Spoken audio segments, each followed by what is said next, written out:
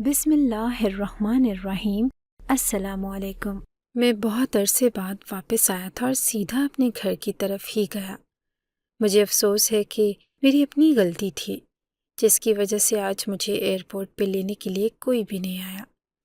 دروازے پر دستک دے رہا تھا لیکن کوئی بھی دروازہ ہی نہیں کھول رہا تھا۔ تھوڑی دیر کے بعد مجھے میری ہمسائے نے دیکھ لیا کہ بیٹا اشرف، تم کب واپس آئے؟ میں نے کہا کہ آنٹی ابھی آیا ہوں، لیکن کوئی دروازہ ہی نہیں کھول رہا۔ تو کہنے لگی کہ یہ دروازہ تو لاک ہے۔ میرے گھر پہ چابی والا لاک لگا تھا اور تالے والا لاک نہیں تھا، اسی لیے مجھے نہیں پتا تھا کہ لاک ہے، یعنی اگر میرے پاس چابی ہوتی تو میں کھول سکتا تھا۔ میں نے کہا کہ پھر گھر والے کہاں ہیں؟ تو کہنے لگی کہ یہاں پہ تو کوئی بھی نہیں رہتا۔ میں حیران رہ گیا کہ میں نے کہا کہ یہ کیا بات ہوئی، لیکن یہیں کہیں سے بہت بری بدبو بھی آ رہی تھی۔ اس نے کہا کہ بیٹا تمہارے گھر سے یہ بدبو آتی ہے، سارے محلے والے پریشان ہیں۔ وہ تو پلان بنا کے بیٹھے تھے کہ کس طرح تم سے رابطہ ہو جائے تو تمہاری اجازت سے گھر میں داخل ہو جائیں اور پتہ کریں کہ بدبو کہاں سے آ رہی ہے۔ پورا محلہ پریشان ہے۔ میں نے کہا کہ یہ کیا بات ہوئی، گھر پہ کوئی نہیں ہے اور آپ کہہ رہے ہیں کہ عجیب سی بدبو آ رہی ہے۔ میں سمجھا نہیں۔ تو کہنے لگی کہ ایک کام کرو، تم میرے گھر سے دیوار ٹاپ کے ادھر چلے جاؤ۔ تمہیں تو پتہ ہے کہ ہمارے گھر میں کوئی بھی جوان مرد نہیں ہے اور ایسے کسی کے گھر میں ہم جاتے نہیں، لیکن تم تو دیوار ٹاپ سکتے ہو۔ میں نے کہا کہ ٹھیک ہے۔ میں اندر چلا گیا اور تھوڑی دیر بیٹھا، پانی وغیرہ پیا۔ ان آنٹی کو میں اچھی طرح جانتا تھا۔ میری امی کے ساتھ ان کی بہت دوستی تھی کیونکہ ہم لوگ ایک ہی محلے میں رہتے تھے اور گھر بھی ساتھ ساتھ تھے۔ خیر ان کے گھر سے چھلانگ مار کے جب اپنے گھر میں گیا تو سامنے کا منظر دیکھ کے حیران رہ گیا۔ مجھے لگا تھا کہ شاید گھر 1-2 دن سے بند ہے، لیکن گھر کو دیکھ کے تو ایسے لگ رہا تھا کہ جیسے 2-3 سالوں سے بند ہے۔ ہم لوگ گاؤں میں رہتے تھے لیکن ہمارے گھر پکے تھے۔ ہم نے اپنے گھروں کو کچا نہیں بنایا تھا۔ گھر کے اندر جو باغ بنایا تھا جہاں پر میری ماں نے پودے لگائے تھے، وہ سارے پودے جل چکے تھے۔ گھر کے اندر سے ہی بہت بری بدبو آ رہی تھی۔ مجھے اپنا مفرل اپنے ناک پہ باندھنا پڑا تھا کہ مجھے بدبو نہ آئے۔ میری ماں اس گھر کو بہت صاف رکھتی تھی لیکن اب یہ گھر کسی کھنڈر کی طرح لگ رہا تھا۔ میری ماں کہاں تھی؟ میری بیوی کہاں تھی؟ یہ کیا ہو رہا تھا؟ میں نے یہ آخری دفعہ غصہ کیا تھا اور کہا تھا کہ مجھ سے کوئی بات نہ کیا کرے، لیکن اس کا مطلب یہ تو نہیں تھا کہ مجھے بالکل ہی پرایا کر دیا جاتا۔ تھوڑی دیر کے بعد مجھے احساس ہو گیا کہ بدبو کس طرف سے آ رہی ہے، اور جب میں تہہ خانے کی طرف بڑھا اور میں نے اس کے دروازے کو توڑ ڈالا تو سامنے کا منظر دیکھ کے حیران رہ گیا۔ میرے منہ سے چیخیں نکلنے لگی جو پورے محلے میں گونجنے لگی۔ سامنے کا منظر ہی ایسا تھا۔ تھوڑی دیر کے بعد یہ بات پورے گاؤں میں مشہور ہو گئی کہ اشرف پاگل ہو گیا ہے اور پاگلوں کی طرح دیواروں سے سر ٹکراتا پھر رہا ہے۔ تب کہیں میری خبر سن کے میری بیوی بھی وہاں پر آ گئی اور اس نے مجھے بتایا کہ ہوا کیا تھا۔ ہم لوگ گاؤں میں تو رہتے تھے لیکن ہمارے اوپر بہت بڑا قرضہ تھا۔ میرے بابا نے کوئی کاروبار شروع کرنے کے لیے بہت بڑا قرضہ لیا تھا، جسے واپس کرتے کرتے وہ اس دنیا سے چلے گئے۔ انہوں نے سود پہ پیسے لیے تھے اور اس لیے وہیں کا نہیں چھوڑتا۔ بابا اس دنیا سے چلے گئے۔ میری بھی زندگی کے کافی سال اس قرضے کے پیچھے تباہ ہو گئی تھی، لیکن میں نہیں چاہتا تھا کہ پوری زندگی برباد ہو جائے۔ میری ماں نے میری شادی کروائی اور اس کے بعد میں نے ایک ارادہ کیا کہ میں باہر کے ملک چلا جاتا ہوں۔ شادی اس لیے کروائی کیونکہ شادی کی عمر تھی اور جس لڑکی سے میری شادی کروائی اس کا نام نازیہ تھا۔ وہ بہت ہی اچھی لڑکی تھی۔ شروع میں سب اچھے ہی ہوتے ہیں۔ بعد میں مجھے پتہ لگنے لگا کہ وہ تھوڑی غصے والی ہے اور اپنی بات کو کبھی غلط نہیں کہتی، لیکن یہ بھی کوئی گناہ نہیں تھا۔ خیر اب ہم گھر میں 3 ہی لوگ تھے اور میں نے جب باہر کے ملک جانے کی بات کی تو اس نے سب سے پہلے غصہ کیا کہ آپ کو باہر کے ملک جانے کی کیا ضرورت ہے۔ پھر ہم نے اس کو بتا دیا کہ ہمارے اوپر کروڑوں کا قرض ہے، تو وہ حیران رہ گئی۔ کہنے لگی کہ شادی کے وقت تو آپ کی ماں نے ہمارے گھر والی تھی کہ آپ لوگ اتنے بڑے قرضے کے نیچے دبے ہوئے ہیں۔ جس گھر پہ قرضہ ہوتا ہے وہاں پہ تو کبھی ترقی نہیں ہوتی، وہ تو ساری زندگی قرضہ ہی اتارتے رہتے ہیں۔ میں نے کہا کہ اس لیے تو باہر کے ملک جانا چاہتا ہوں، یہاں جو کماؤں گا قرضے کی قسط میں چلا جائے گا، وہاں جاؤں گا تو تھوڑا فائدہ ہو جائے گا۔ وہ کہنے لگی کہ مجھے اکیلا چھوڑ کے جاؤ گے؟ تو میں نے کہا کہ کیوں، میری ماں ہے نا، وہ تمہارا خیال رکھے گی، تم ان کا خیال رکھنا، اور پھر میں ملنے کے لیے آیا کروں گا نا۔ تو کہنے لگی کہ میں اتنی پاگل نہیں ہوں، آپ جس شہر میں جا رہے ہیں نا، وہاں سے لوگ 6-7 مہینے بعد واپس نہیں آتے، کب تک واپس آئیں گے؟ تو میں نے بھی یہ سچ بتا دیا کہ جب پہلی دفعہ جاؤں گا تو 2 سال سے پہلے واپس نہیں آ سکتا۔ اس نے کہا کہ میں نے آپ سے شادی اس لیے کی کہ آپ مجھے یہاں پر چھوڑ کے چلے جائیں۔ تو میں نے کہا کہ برا وقت ہے میرا، تھوڑا ساتھ دے دو، اگر جاؤں گا تو یہ برا وقت جلدی ورنہ میری اولاد بھی یہ قرضہ اتارتی رہے گی۔ وہ غصہ کرنے لگی اور اس نے کہا کہ کیوں لیا تھا آپ کے باپ نے اتنا بڑا قرضہ؟ تو میں نے کہا کہ ماں بیمار ہو گئی تھی، چارپائی پہ پڑ گئی تھی، سمجھ نہیں آتی تھی کہ کیا ہو گیا، ان کے علاج کے لیے قرضہ لیا تھا اور ماں کو کینسر ہو گیا تھا۔ کینسر کا علاج تو لاکھوں میں ہوتا ہے، اس لیے قرضہ لیا تھا تاکہ ماں کی جان بچ جائے۔ میں نے کہا کہ بابا نے تو ماں کی جان بچانے کے لیے یہ سب کچھ کیا نا؟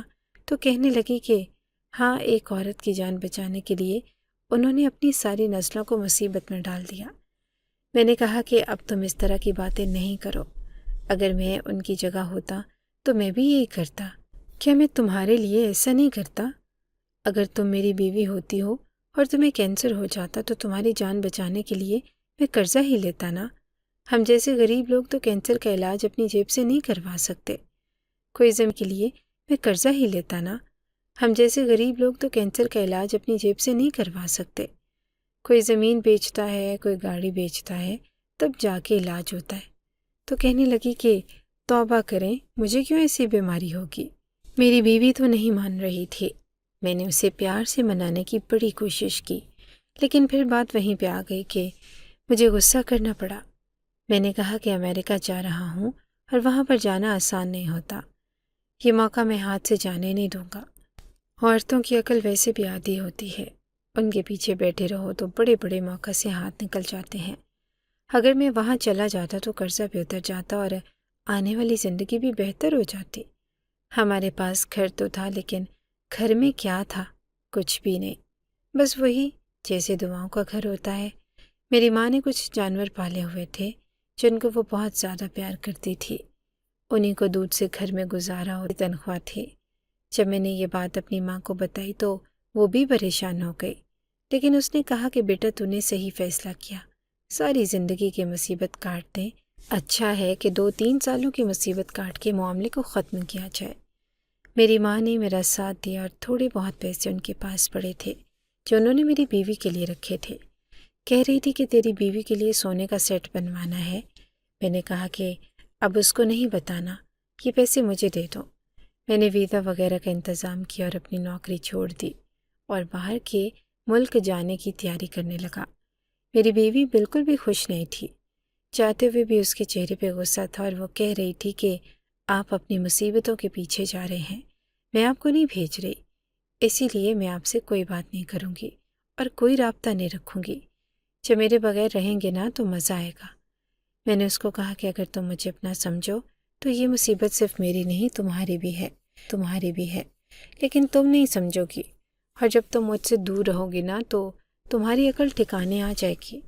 میں بھی غصے سے گھر نکلا تھا اور مجھے پتا تھا کہ میری بیوی ہے، کہ ضدی عورت ہے، اور اگر وہ کہہ رہی ہے کہ مجھ سے رابطہ نہیں کرے گی تو وہ واقعی نہیں رکھے گی، لیکن پھر سوچا کہ شاید دوری کا درد سہ کے اس کی عقل ٹھکانے آ جائے گی، کیونکہ یہ کوئی عام معاملہ نہیں تھا۔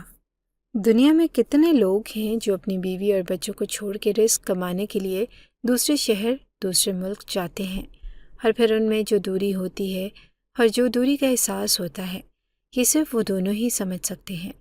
خیر، میں تو باہر کے ملک چلا گیا۔ میری بیوی نے کہا تھا کہ مجھ سے بات نہیں کرے گی، 2 مہینے اس نے مجھ سے واقعی بات نہیں کی۔ میں نے گھر پہ پیسے بھیجنے شروع کر دیے اور اب میں ڈالر میں کما رہا تھا۔ اس لیے میرے پاس پیسے بہت ہوتے تھے۔ قرضے کی قسطیں بھی میں نے 2 کر کے اتارنی شروع کر دی۔ جہاں تک میرا اندازہ تھا مجھے 3 سال لگنے والے تھے، تب جا کے یہ قرضہ اترتا۔ میں نے سوچا کہ 3 سال بعد ہی ملنے کے لیے جاؤں گا۔ بیوی کو کہہ کر آیا تھا کہ کسی بھی طرح 1 سال میں چکر لگاؤں گا، لیکن اب کیا کر سکتا تھا؟ میری غلطی بھی شاید یہ تھی کہ مجبوریوں کو ہی سمجھتا تھا اور اس لڑکی کے دل کی بات کو نہیں سمجھ رہا تھا۔ پھر میں نے سوچا کہ وقت تو گزر ہی جاتا ہے۔ یہ بھی تو سوچا تھا کہ جب سارے قرضے اتر جائیں گے، میرے پاس بہت سارے پیسے ہوں گے، تو سب سے پہلے اپنی بیوی کے لیے ہی تو سوچوں گا۔ اس کو سونے کا سیٹ لے کے دوں گا اور اچھے گھر میں رکھوں گا، اور گاؤں چھوڑ دیں گے اور شہر میں شفٹ ہو جائیں گے۔ جبکہ میری ماں گاؤں میں رچی بسی عورت تھی اور اسے گاؤں کی مٹی سے بڑی محبت تھی۔ وہ پہلے بھی گاؤں میں رہتی تھی اور شادی کر کے بھی اسی گاؤں میں آئی تھی۔ ایک دن مجھے میری بیوی کی کال آ گئی اور بیچاری بڑی پریشان تھی اور رو رہی تھی۔ کہنے لگی کہ تمہاری ماں مجھے پیچھے سے تنگ کرتی ہے اور باتیں سناتی ہے۔ میں نے اسے یہ نہیں کہا کہ ایسا کیسے ہو سکتا ہے، کیونکہ مجھے پتا تھا کہ ساس بہو کا رشتہ ایسا ہی ہوتا ہے۔ دنیا کی کوئی بھی ساس بہو ایک دوسرے کے ساتھ پیار سے نہیں رہ سکتی۔ مجھے بھی اس کی بہت یاد آ رہی تھی، اس لیے میں نے بھی کہہ دیا کہ کوئی بات نہیں، میرے لیے برداشت کر لو۔ کہنے لگی کہ گھر میں جانور رکھے ہیں اور اتنی بدبو آتی ہے۔ میں نے آپ سے اس بارے میں بات کرنی تھی، لیکن آپ پہلے ہی باہر کے ملک چلے گئے۔ میں نے کہا کہ اس معاملے میں مجھے نہ پھنساؤ، تمہاری ساس اور تمہارا معاملہ۔ میری ماں کو ان جانوروں سے بڑا پیار ہے، انہوں نے ان کو اپنی اولاد کی طرح پالا ہے اور وہ کبھی بھی ان کو گھر سے نہیں نکالیں گی۔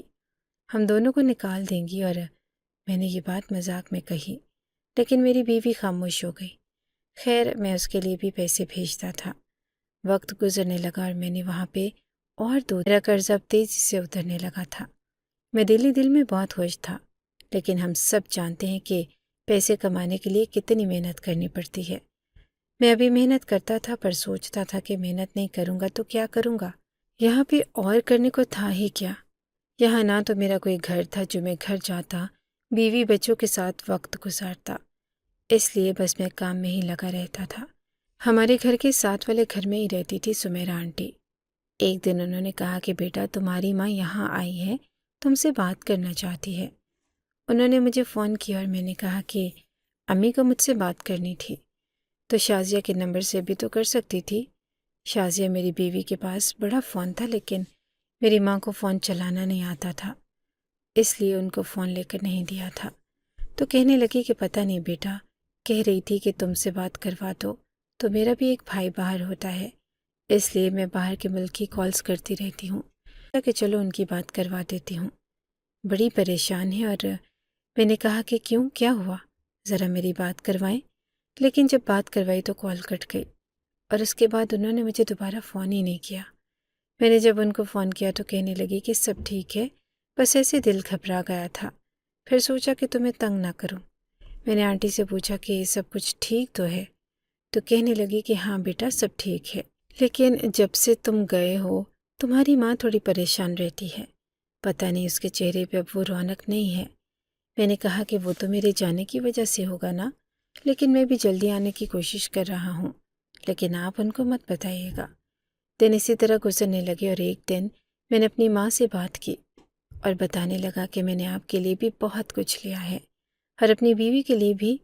میری ماں اس بات پہ خوش ہوئی، لیکن پتہ نہیں کیوں جیسے وہ مجھ سے کچھ بات کرنا چاہتی تھی۔ میں نے پوچھا کہ سب کچھ ٹھیک ہے؟ میری بیوی بولی، اور مجھے میری بیوی کے کھانسنے کی آواز آئی۔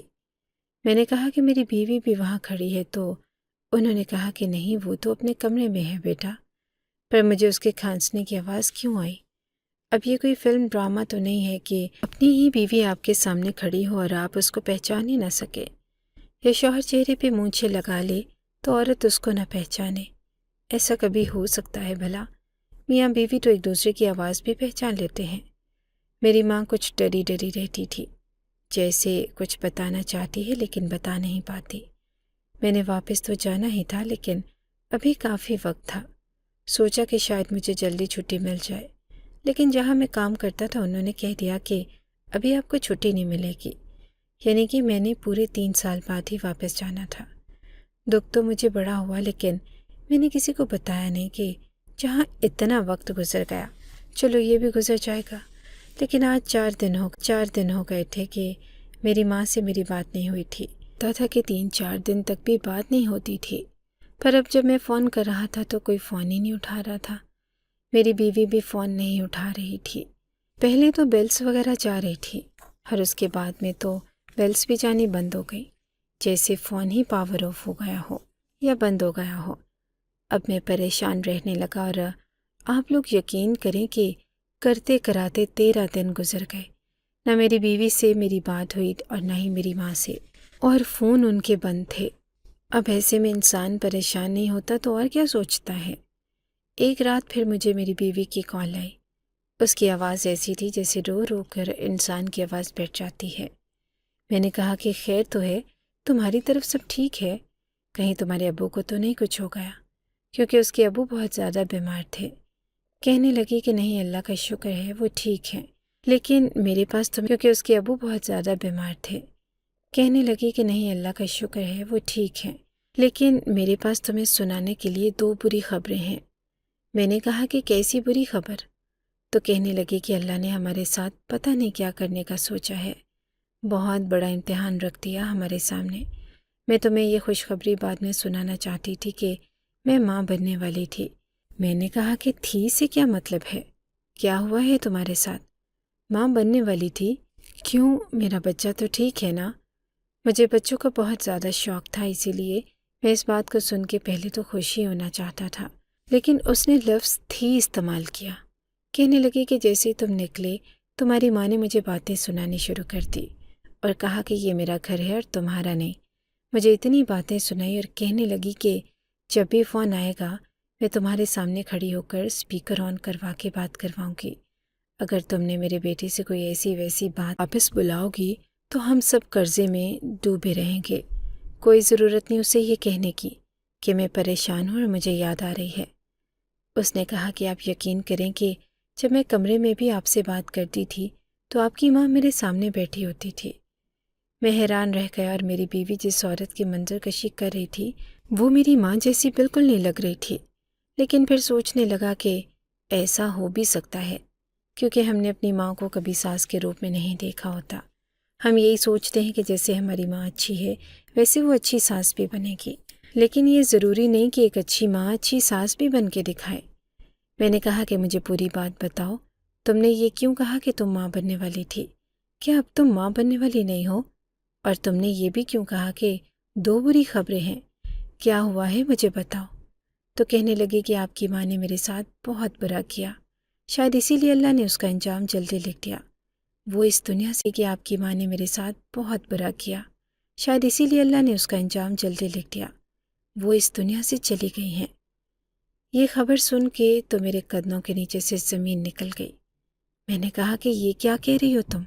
تمہارا دماغ تو ٹھیک ہے؟ میری ماں اچھی بھلی ٹھیک ٹھاک تھی، کیسے چلی گئی اس دنیا سے؟ تو کہنے لگی کہ چھت سے گر گئی تھی۔ وہ مجھے لگا کہ شاید تھوڑی بہت چوٹ لگی ہوگی، اور ضد کر رہی تھی کہ کہہ رہی تھی کہ میرے کپڑے اوپر ڈال کے آؤ۔ میں نے کہا کہ اماں جی، میں ماں بننے والی ہوں اور بار بار سیڑھیاں نہیں چڑھ سکتی، لیکن انہوں نے ضد پکڑ لی اور خود ہی کپڑے اٹھا کے اوپر چلی گئی۔ پاؤں پھسلا تو نیچے گر گئی، اور میں ماں بننے والی ہوں، یہ بات بھی آپ کو بتانے سے منع کیا تھا۔ میرا تو 3 مہینہ تھا، اور انہوں نے کہا کہ اگر تمہیں تھوڑی سی بھی شرم ہے تو اپنے شوہر کو یہ بات نہیں بتانا، ورنہ وہ اولاد کا سن کے واپس آ جائے گا اور ہمارے لیے بڑی مشکل بن جائے گی۔ اس لیے آپ جب بھی دیکھیں گے آپ کو خوشی ہی ہوگی کہ آپ کی اپنی اولاد ہے۔ بس وہ اوپر چھت پہ گئی اور ان کا پاؤں پھسل گیا۔ ان کی ایسی حالت دیکھ کے میں بے ہوش ہو گئی، اور جب مجھے ہوش آیا تو مجھے یہ خبر ملی کہ وہ تو اس دنیا سے چلی گئی اور میری اولاد بھی میرے پاس نہیں ہے۔ صدمے کی وجہ سے میری اولاد اس دنیا میں آنے سے پہلے ہی ہم سب کو چھوڑ کے چلی گئی۔ مسکیریج ہو گیا۔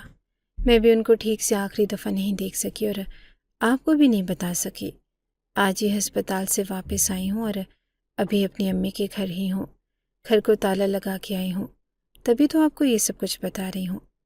پتہ نہیں یہ سب کیا ہو گیا اور اتنی بڑی مصیبت ہمارے سر پہ آ ٹوٹی۔ میری بیوی پاگلوں کی طرح رو رہی تھی۔ مجھے ابھی بھی یقین نہیں آ رہا تھا اور میں نے فون ہی بند کر دیا۔ میرے ہاتھ عجیب طریقے سے کانپ رہے تھے۔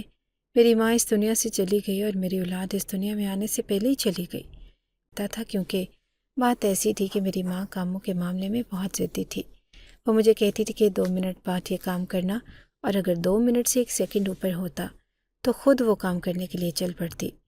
یہ عادت تو میری ماں کے اندر تھی، لیکن میری بیوی کو مجبور کرنا کہ وہ مجھ سے کھل کے بات نہ کرے، آنے والی اولاد کے بارے میں نہ بتائے، ایسی باتوں کے بارے میں نے کبھی سوچا نہیں تھا، نہ میں نے ان سے یہ امید رکھ سکتا تھا۔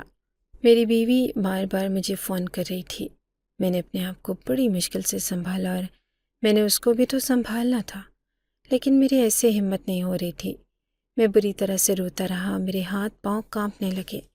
پھر میں نے اسے فون کیا اور وہ بھی رو رہی تھی۔ میں نے کہا کہ کتنے دن بعد ہوش آیا تھا تمہیں؟ تو اس نے کہا کہ 4 دن بعد، لیکن میرے گھر والوں سے تو میری بات تقریباً 12 یا 13 دن سے نہیں ہو رہی تھی۔ پیچھے کیا چل رہا تھا مجھے کیا پتا۔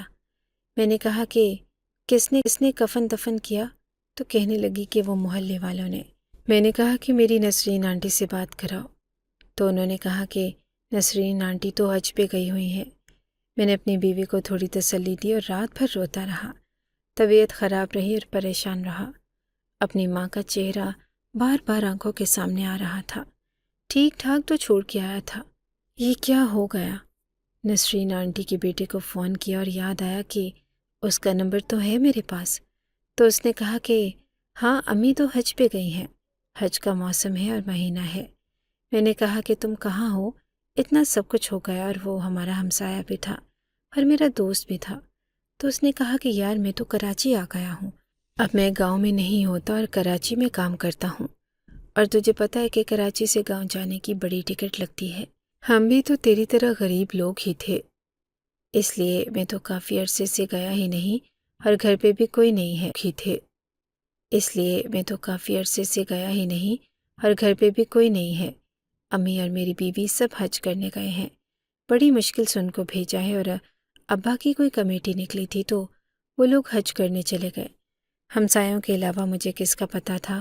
محلے کے لوگوں کو جانتا تھا، لیکن ان کے فون نمبر تو نہیں تھے کہ فون کر کے پوچھتا کہ کیا ہوا اور میں کیوں پوچھ رہا تھا۔ کیا میری بیوی مجھ سے جھوٹ بولے گی؟ وہ تو خود بری طرح سے بلک بلک کے رو رہی تھی۔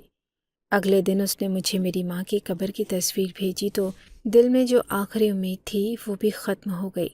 جس نے سوچا تھا کہ میں پردیس آؤں گا اور میری ماں چلی جائے گی اور میں اس سے مل بھی نہیں پاؤں گا، اس کو دیکھ بھی نہیں پاؤں گا اور آخری دفعہ کوئی بات بھی نہیں کر پاؤں گا۔ مجھے میری بیوی کے گھر والوں کا فون بھی آیا کہ ہماری بیٹی کے ساتھ تمہاری ماں نے اچھا نہیں کیا، وہ تو اس دنیا سے چلی گئی پر ہماری بیٹی بھی پہلے جیسی نہیں رہی۔ اب تم جلدی سے واپس آ جاؤ اور آ کر اس کو سنبھالو، اسے تمہاری ضرورت ہے۔ مجھے اپنی ماں سے بڑا پیار تھا، میں اپنی ماں کے لیے ہی تو جی رہا تھا، اور انہی کی پسند کی لڑکی سے تو میں نے شادی کی تھی۔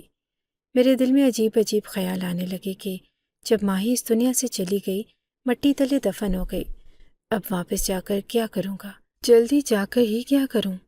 میں نے کون سا جا کر آخری دفعہ ان کا چہرہ دیکھنا ہے، یا کون سی میری اولاد اس دنیا میں آ رہی ہے جب میں وقت پہ پہنچوں کہ اسے اپنی گود میں اٹھا سکوں؟ وہ بھی اس دنیا سے چلی گئی۔ اپنی بیوی کو تسلی دی اور فون پر کہا کہ ابھی نہیں آ سکتا۔ وہ بڑی پریشان ہوئی پر اس نے کہا کہ وہ سمجھ سکتی ہے۔ میں نے کہا کہ گھر میں اکیلی کیسے رہو گی؟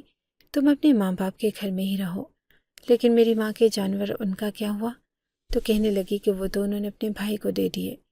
کہہ رہی تھی کہ اب مجھ سے سنبھالے نہیں جاتے، ویسے ہی پریشان تھا۔ وقت گزرنے لگا اور بیوی سے کبھی کبھی بات ہوتی تھی۔ وہ اپنے گھر میں اکیلی رہتی۔ اس کے ماں باپ تھے جو اپنے اپنے کاموں میں لگے تھے۔ اس کی ماں بھی ٹیچر تھی اور باپ بھی۔ میں نے کہا کہ تم بھی نوکری کر لو تاکہ تمہارا دل لگ جائے۔ تو جب سے اس نے نوکری کرنی شروع کی وہ بھی کافی مصروف ہو گئی تھی۔ بار بار دل میں خیال آتا تھا کہ اولاد آ جاتی اور واپس جاتا تو اولاد گلے لگانے کے لیے مل جاتی، لیکن یہ معاملہ بھی نہیں رہا۔ ویسے بھی جب لوگ پردیس جاتے ہیں تو کوشش کرتے ہیں کہ جب واپس آئیں تو ان کی بیوی کے ساتھ ان کی کوئی چھوٹی سی بیٹی یا بیٹا بھی کھڑا ہو، اسے گلے لگا کے بہت خوشی ہوتی ہے۔ خوشی کو محسوس کرنے والا تھا، لیکن میں تو بدقسمت تھا۔ माँ भी न रही और बाप भी न बन सका। यहाँ तक कि 3 साल गुजर गए, 2 महीने ऊपर से भी गुजर गए और यहाँ मेरे कुछ दोस्त बने थे। उन्होंने कहा कि अब तुम वापस चले जाओ और एक चक्कर लगा लो। तो मैंने कहा कौन है पीछे?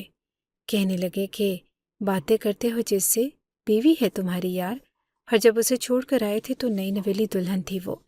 तुम्हारे पीछे उसने 3 साल का वक्त गुजारा, क्या वो तुम्हारा इंतज़ार नहीं कर रही? मैंने कहा कि पता नहीं, मुझे समझ नहीं आती। जब भी हम फ़ोन पे बात करते हैं ऐसे बात करते हैं जैसे मियाँ बीवी नहीं, सिर्फ एक दूसरे को जानते हैं। उसने कभी नहीं कहा कि तुम्हारी याद आ रही है। शुरू शुरू में ही कहती थी तो मैं उसे कहता था कि सब्र करो, उसके बाद उसने कहना ही छोड़ दिया।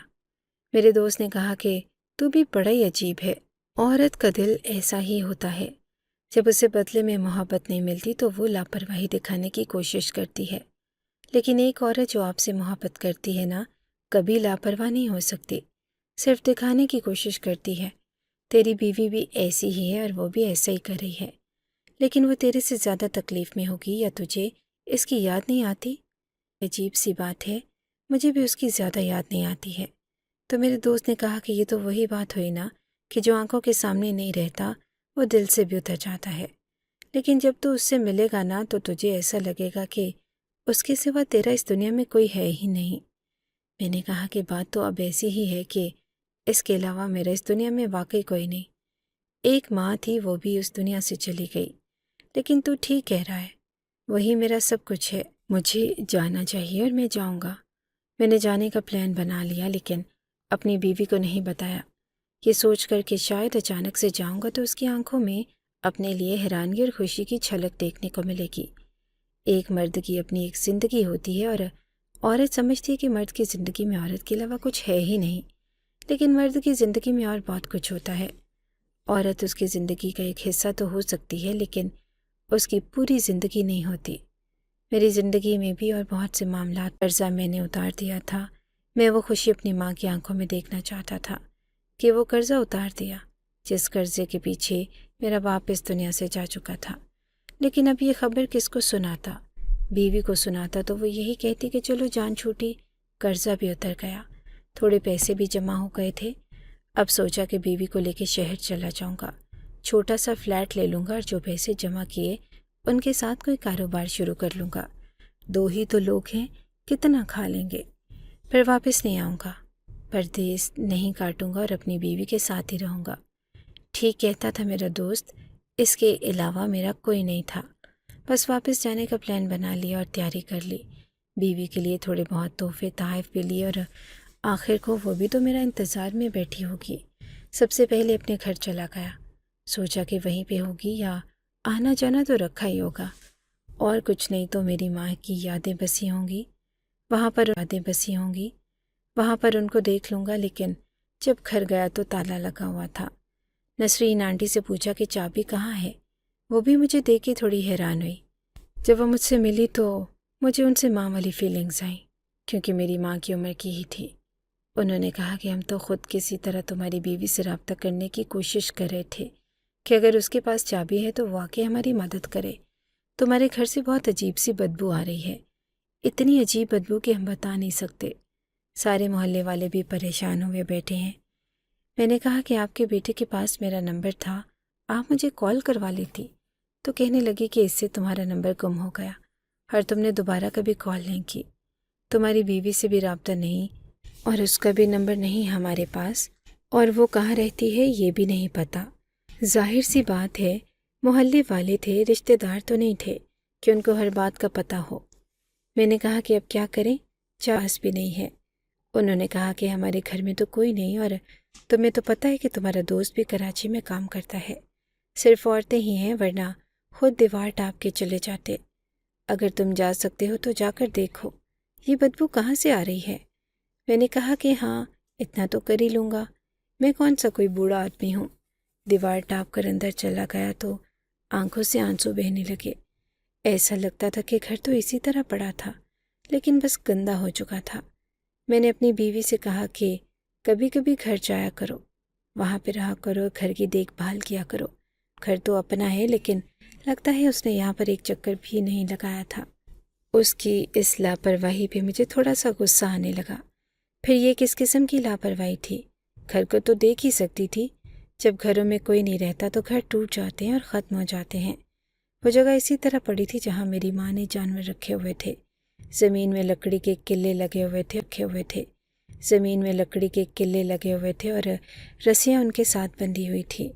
مجھے وہ جانور بھی یاد آنے لگے، لیکن بدبو بہت ہی زیادہ تیز تھی۔ میں اندازہ نہیں لگا پا رہا تھا کہ یہ بدبو کس چیز کی ہے۔ پھر پتہ چلا کہ بدبو تہہ خانے سے آ رہی ہے اور ہمارا گھر پرانے زمانے کا تھا۔ ہم لوگ گاؤں میں رہتے تھے۔ یہاں پر ایک تہہ خانہ بھی تھا، بہت زیادہ بڑا نہیں تھا اور سیڑھیاں بھی اس کی بڑی عجیب سی تھی، لیکن وہاں پہ ہم لوگ اپنے گھر کو فالتو سامان رکھتے تھے۔ بدبو تو وہیں سے آ رہی تھی اور اتنی تیز تھی کہ مجھے اپنے ناک پہ اپنا مفرل رکھنا پڑا، کیونکہ سردی کا موسم تھا۔ اور خیر میں نیچے تہہ خانے میں گیا اور سامنے کا منظر دیکھ کے میرے قدموں کے نیچے سے زمین نکل گئی۔ میں پھوٹ پھوٹ کے رونے لگا۔ سامنے ہی ایسے لگتا تھا کہ زمین پر کوئی میت پڑی ہے اور اس کے اوپر کسی نے بوری ڈالی ہوئی ہے، اور وہیں سے یہ بدبو آ رہی تھی۔ میرے ساتھ محلے کے کچھ اور لوگ بھی تھے، لیکن وہ پیچھے تھے۔ ان کو میں نے کہا کہ میں دروازہ کھول دوں گا تو آپ لوگ بھی آ جائیے گا، لیکن جب میری چیخیں سنی گئی تو وہ لوگ بھی آ گئے۔ انہوں نے جب یہ منظر دیکھا تو حیران رہ گئے۔ ایک آدمی بولا کہ یہ تو کسی کی لاش لگتی ہے، یہ تو میت ہے کسی کی۔ دیکھو دیکھو، اس بوری کے نیچے کوئی انسان ہے، لیکن کون ہو سکتا ہے؟ یہاں پہ تو تمہاری بیوی اور تمہاری ماں رہتی تھی، کہیں تمہاری بیوی نے تمہاری ماں کے ساتھ؟ وہ بول رہا تھا تو دوسرے آدمی نے کہا کہ ہو سکتا ہے، آج کل تو اپنی اولاد پہ بھی بھروسہ نہیں، تو بہو پہ کیا بھروسہ؟ پھر میرے دماغ میں ساری کڑیاں جڑنے لگیں۔ مجھے وہ بات یاد آنے لگی کہ میری ماں پریشان رہتی تھی اور ڈری ڈری رہتی تھی، اور پھر میں نے اپنی ماں کی میت نہیں دیکھی تھی، مجھے صرف قبر دکھا دی گئی۔ قبر تو کسی اور کی بھی ہو سکتی تھی، کہیں میرے ساتھ میری بیوی نے بہت بڑا ایسی نہیں ہو سکتی تھی، نہ ہی میری ماں ایسی تھی۔ پر یہ بات میں کبھی نہیں بھول سکتا کہ میری بیوی میرے جانے سے بہت زیادہ پریشان تھی، بہت زیادہ خفا تھی، اور ہو سکتا ہے کہ اس نے اپنا بدلہ نکالا ہو، غصہ نکالا ہو۔ آج کل سگی اولاد بھی آپ کا خیال نہیں کرتی، اور میں اپنی ماں کو اس کی بہو کے ساتھ چھوڑ کے گیا تھا، اور بہو کا روپ کب بدل جائے یہ تو ہم سب جانتے ہیں۔ لوگوں نے بھی باتیں کرنی شروع کر دی کہ یہ بدبو تو اسی چیز کی لگتی ہے، پولیس کو بلانا پڑے گا۔ اگر واقعی میں یہ سب کچھ ہوا تھا تو پھر تو یہ سوچ کر ہی میں پریشان تھا کہ اب کیا ہوگا، کیونکہ اس کے بعد شاید مجھے اپنی زندگی کے سخت ترین فیصلے لینے پڑتے۔ میں نے کہا کہ میری ماں کی قبر ہے اور قبرستان میں آپ لوگوں کو کوئی غلط فہمی ہو رہی ہے۔ انہوں نے کہا کہ پھر قبرستان چلتے ہیں۔ ہم لوگ قبرستان کی طرف جانے لگے۔ میری بیوی نے جو مجھے تصویر بھیجی تھی، درخت کے نیچے قبر بنائی گئی تھی، اس لیے ڈھونڈنا اتنا مشکل گئے، اور اس کے نیچے ایک قبر تھی، لیکن اس پہ کتبہ نہیں تھا۔ میں نے کہا کہ یہ کس کی قبر ہے؟ تو ایک آدمی نے کہا کہ یہ تو گورگن ہی بتا سکتا ہے۔ گورگن کو بلایا اور کہنے لگا کہ یہ تو گمنام قبر ہے۔